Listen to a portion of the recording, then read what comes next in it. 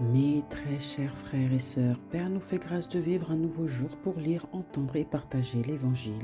Et c'est en 1 Samuel au chapitre 24 et au verset 13 et 14 que la parole est annoncée. Soyez les bienvenus. Le Seigneur jugera entre toi et moi, et il me vengera pour le mal que tu m'as fait. Mais moi, je ne te ferai rien. Tu connais le vieux proverbe.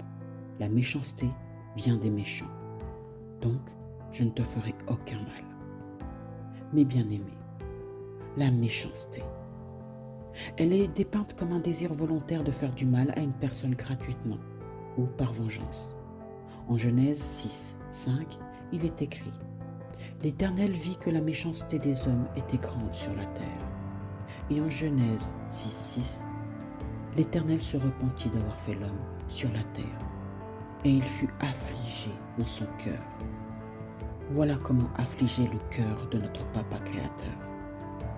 Jésus dit en Marc, au chapitre 7 et au verset 21 et 22, ici, je paraphrase, « Car c'est du cœur des hommes que sortent les mauvaises pensées, dont la méchanceté. » Toute action mauvaise, faite en connaissant le mal, la douleur et la souffrance que cela va occasionner, pas seulement pour les autres, mais pour soi-même, perd le désapprouve. Les actes destructeurs sont parfois tellement ancrés dans nos habitudes, nos cultures, nos pensées, que nous ne le voyons même plus. Grossièreté, humiliation, comportement toxique et impudique, mensonges, critiques, tout est tellement banalisé que ça en devient naturel.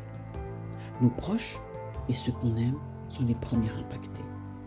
N'est-il pas dit en 1 Timothée au chapitre 5 et au verset 8 « Si quelqu'un ne prend pas soin des siens, en particulier des membres de sa famille, il a renié la foi et il est pire qu'un incroyant. » Voyez comment notre Père nous aime.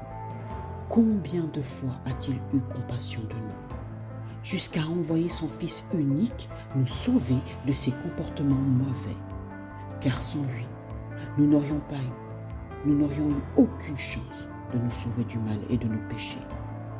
Mais bienheureux, que chaque journée de grâce que Dieu fait soit une opportunité d'amélioration et de changement en nous. Mes frères, la parole est vivante. Pensez à partager la vidéo, activez la cloche pour ne pas manquer un jour un verset.